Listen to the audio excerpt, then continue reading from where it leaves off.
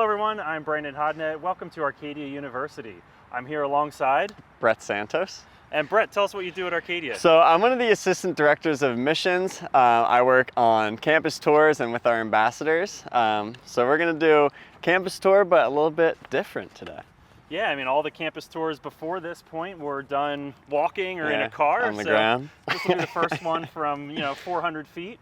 So I work over in marketing and communications for Arcadia. I'm a licensed drone pilot, and we're going to throw a DJI Mavic Air into the skies and take a look of campus. Hope you enjoy the tour. All right, so Brett, we're going to take off here from in front of Grey Towers Castle. Yeah. And here we go, we're up in the air.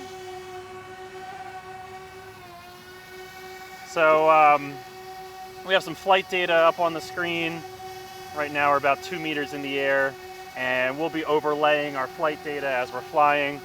But let's go back and get a little bit of an overview of campus. Yeah. Yeah, so here at Arcadia, we're a campus of about 1,800 undergrad students and 1,400 grad students.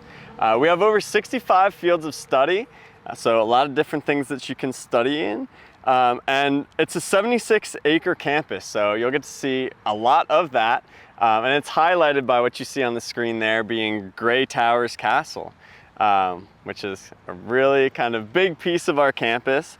Grey Towers Castle, the exterior of the castle was inspired by Alnwick Castle in northeast England, actually, which was the setting of Hogwarts in the first 2 Harry Potter films.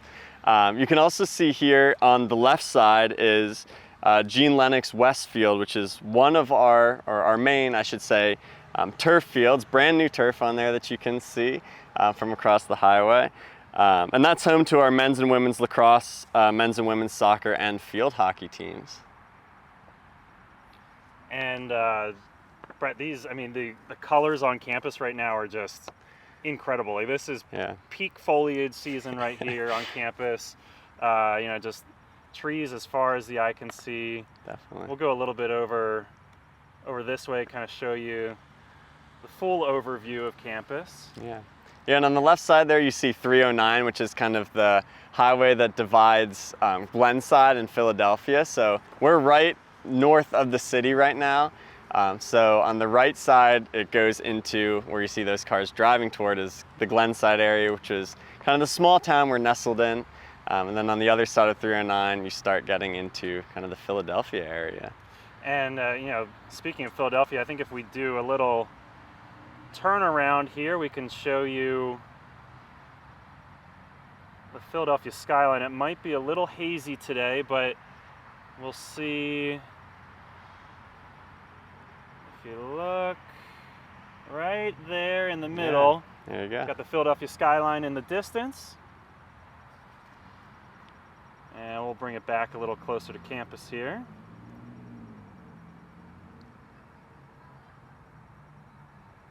So we're flying at 252 meters right now. I'm going to switch that to English units in a second here. But Brett, do you want to talk about the Grey Towers Castle? Yeah, I'll go more into it. So Grey Towers Castle, probably a lot of people wondering why is there just a castle north of Philadelphia. So that was actually built originally as a home. So it was the home of William Welsh Harrison and his family. Eventually purchased by the university for under $1 million.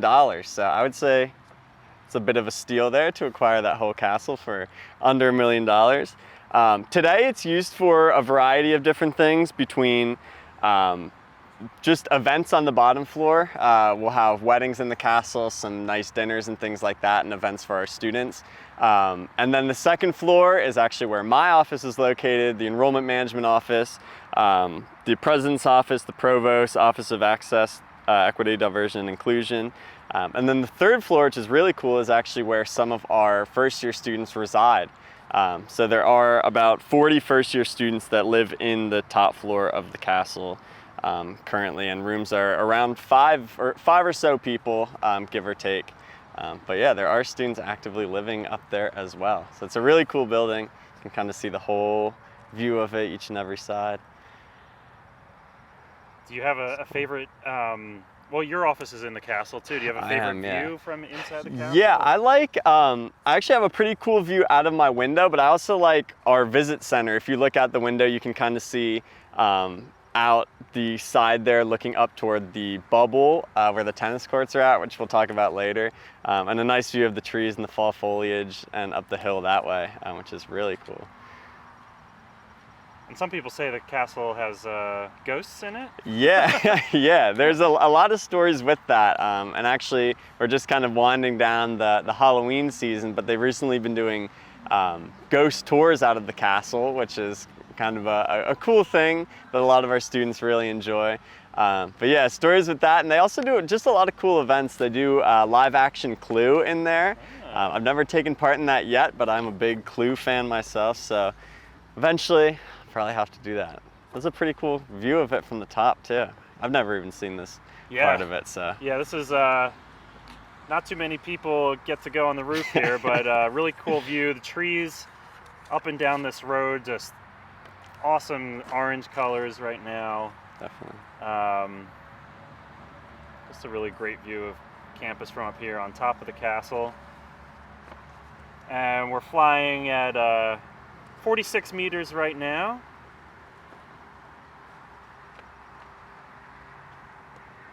Let's take a look at the Walk of Pride next. Yeah.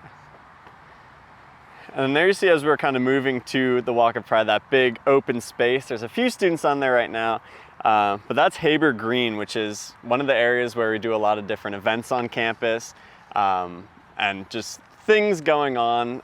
Students like to hang out there, especially when it's nice out, to do things like play spike ball, play frisbee, volleyball, whatever's kind of going on there. You see a few students walking on it. Just a really nice outdoor space that we have on campus that a lot of people really enjoy. And like I said, our big events also take place there, like Spring Fling, Woodstock, homecoming weekend events and things like that that'll take place on that area. I'm gonna back up a little bit and show us a little bit more of the Walk of Pride, you know, flying over Haber Green right now. And really some good colors over here. Just kind of take a slow look. So the, I don't know if there's anything specific you wanted to add about Walk of Pride, but one of my favorite things is, you know, commencement time, students all coming down this Walk of Pride, heading into commencement, and just a really cool tradition. And then there's pavers all up and down the Walk of Pride with people's names on it, different alumni, and so just a really cool part of campus. One of my favorite spots. Definitely. And then we're coming over kind of right by the Walk of Pride there. You can kind of see Kistler Hall, which is the home of financial aid, as well as some of our traditional residence halls in there as well, which you see on the right. And then there's the Walk of Pride. And it is a really cool space, especially kind of walking through it. There's picnic tables, kind of chairs. A lot of our students like to spend time in that area, especially in the summer on the warm days. It's a nice kind of shaded area to hang out and spend a little bit of time, eat lunch. Yeah, and it almost feels like summer today. It does, it's in the 70s right now. It's It's November when we're recording this, and we're both in short sleeves here. Yeah, it's definitely a plus. Pretty nice. And then you can also kind of see that building that makes the Y shape. There's Thomas and Dilworth, as well as the dining hall complex, kind of all in that area connected. Thomas and Dilworth are traditional halls. Dilworth for some of our first year students, and then Thomas for our upperclassmen. And then, like I said, on the left side, you see the dining hall complex, which, as it is in the name, houses the dining hall. The campus store, which is a great place to get all your Arcadia merch and your textbooks and things like that. The esports arena is actually also there on the far left side, and the public safety office is kind of located on the back side of it toward the road that goes around campus there as well. Yeah, it's a little better view here. Templeton Bookstore, esports arena down here in your bottom left.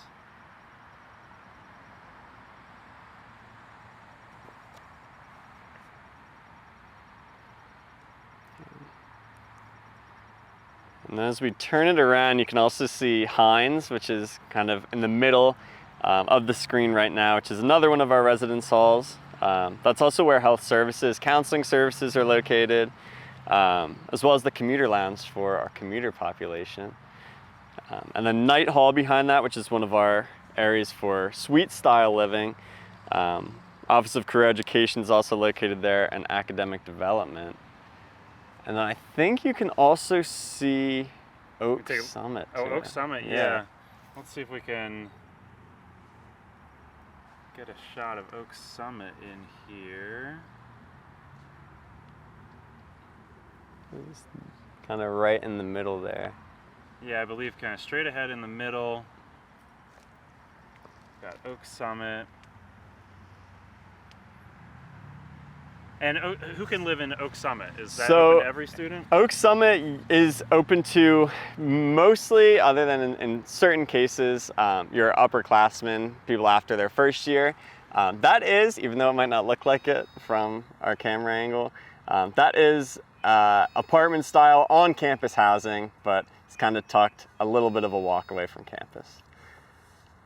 And we're getting a low battery warning here, so we're going to bring this in for a landing, and then we'll do another pass of campus, and we'll continue the tour. But as we're backing up, you can just see just all the trees, really beautiful colors right now. Going back over Night Hall, and we'll come back over Haber Green as we make our landing.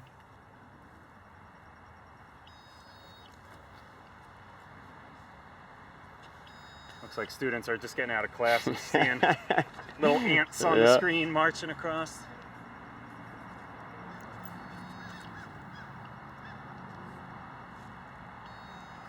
And we should be back here any second now. Another look at the castle as we come back.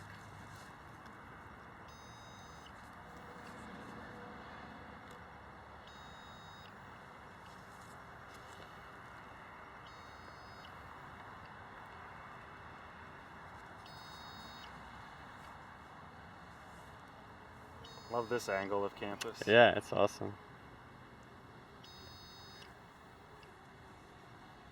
And we're coming in for our landing. Lots of leaves falling today. Oh.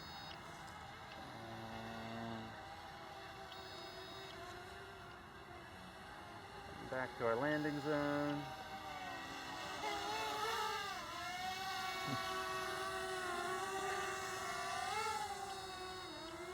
There we are. And we'll be right back in the air in just a second.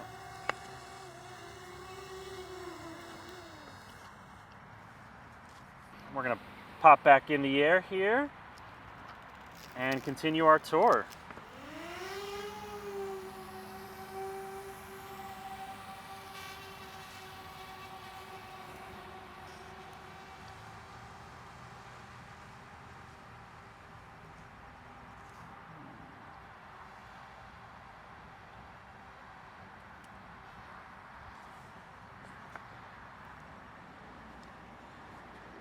So I guess we'll pick up Landman Library up here, top of your screen. Yeah, so Landman Library, you can see is that, comes back, there you go. That white kind of horseshoe type building with the windows straight ahead. Obviously, in the name, that's the main library on campus. Few things housed in there other than just books and study areas. You also have the writing center located in the lower level. That's an area where you can use your Mac and PC desktops, printers for our students, and then obviously a lot of our students use that for study areas or group projects, having kind of quiet spaces on campus. And then, as a library usually has, you can also get your books, materials and things like that in there as well.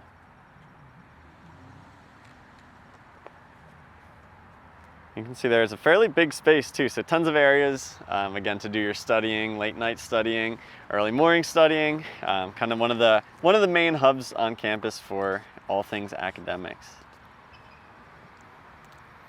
And where should we head to next, Brett? You can kind of, when you turn it around, you'll see behind, because I guess we didn't touch on some of the things around the library. That's Boyer Hall straight ahead, which is the home of our math and sciences. So obviously a lot of classrooms and labs in there, specifically for our science students. And then kind of on our right side, I guess I didn't touch on, which is behind the library, being Taylor Hall. That's going to be where English and education majors and minors concentrations are all housed. The IT department also located in there, Office of Undergraduate Success, and the Registrar's Office. So a bunch of different things, a lot of the important offices that a lot of our students frequent at some point in their college career. It's kind of the hub for all those things, along with holding some of our classrooms for those majors listed as well. Should we head over to this side of campus? Yeah. Yeah, so this area of campus, obviously you can see a lot of our parking spaces and things like that, but beyond that, kind of tucked behind the trees there, is a few different things. So you can actually see specifically the softball field and the dome, which is kind of the bubble right up next to the tennis court. So obviously that straight ahead is our softball field, where our softball team plays. And then the tennis courts and the dome kind of located right there. Tennis courts, as you all know, are where our tennis team plays, and then there is the bubble, which is used by a variety of our athletics teams on the side there. We use that specifically during the October through March months when it kind of gets cold. And then our teams will use that for practices and things like that, and also we'll use it, our students, for intramurals and just kind of fun extra things like laser tags, glow light volleyball, whatever indoor events we can do in that large space. Looks like a big pillow. Yeah, Up here. it does. It does. It's definitely a nice area though, just to have an extra indoor space on campus during these cooler months. Not yet, but once it does get cooler, put it up for our students to be able to use. And we have a little bit of a weak signal right here, so we're going to come back a little closer to home. Yeah, I guess we can talk a little bit about Cook and the Commons, which you kind of see in the middle of the screen there. That area, that's another one of our kind of main athletics areas on campus. Cook, used for a variety of things. That's where our main gym on campus is, where our men's and women's basketball team play, men's and women's volleyball. There's also a variety of things in there for student use. So strength and conditioning center. There is also a fitness center upstairs, aerobics rooms, things that are accessible for all students. That's also where our swimming pool is located. So obviously our men's and women's swim teams take place, practices and things like that in there. But that's another space that is open for all of our campus to use. So a lot of our athletes obviously frequent the area, but it is used by all of our student body. And it's also used for different events and things like that. So a lot of our open houses on the admissions side of things, accepted student events, orientations, all those kind of things tend to go on in that area as well. And then kind of right on the right of it, it's connected buildings, but you'll see the Commons on that side, which is that kind of big building that stretches across the green there. The Commons, that's kind of the hub of student life, if you will, where a lot of our students just kind of hang out between classes. There is in the Commons the Chat, which is one of our two main dining locations on campus. It's more of like a Wawa style where it's order on a screen and kind of grab and go type things. You can also get your little snacks, coffee, drinks, and things like that in there. But there's also just kind of fun areas to hang out, areas to lounge. There's a game room in there with all the ping pong tables, the air hockey tables, pool tables, gaming systems. So kind of just a fun area where our students like to spend a lot of their time, a lot of their free time, I should say, between class.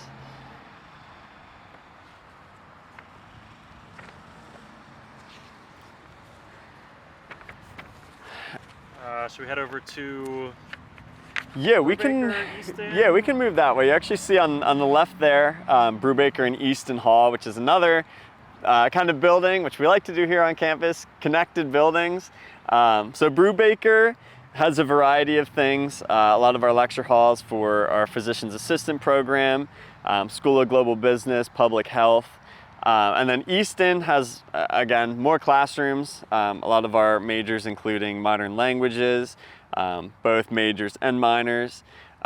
There's also history and political science in that building, as well as social sciences, sociology, criminal justice. So that you'll when you walk through, you see a lot of the different size classrooms. But there is also something called Easton Cafe in there, which a lot of our students, is one of the most popular areas on campus. They'll go in there, grab a cup of coffee, just a place where you can get kind of grab and go coffee, little grab and go meals, pastries, things like that. And you also see, I think, This is probably my favorite spot on yeah, campus. nice hidden gem, Easton Pond, which is kind of tucked back within the trees there. Just another area that's right outside where Easton Cafe is, so kind of right out the door there. You can grab your coffee and then sit right there at one of the tables by the water feature we have there. Again, kind of a cool hidden gem of campus tucked in its own little space.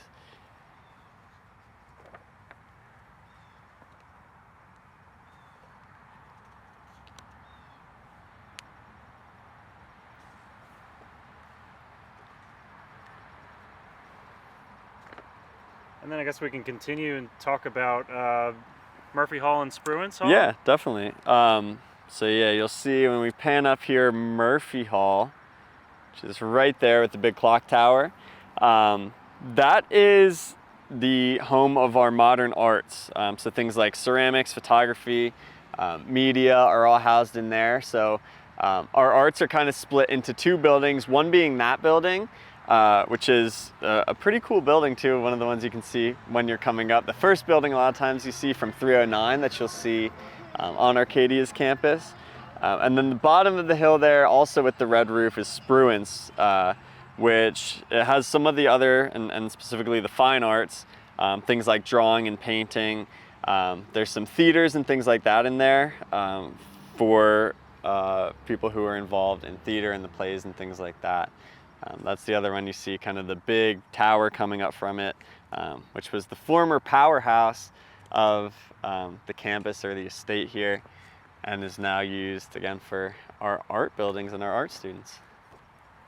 And did you say Murphy Hall used to be stables for? It did, yeah. Harrison family, or? Yeah, so those are two of the original buildings too, along with the castle.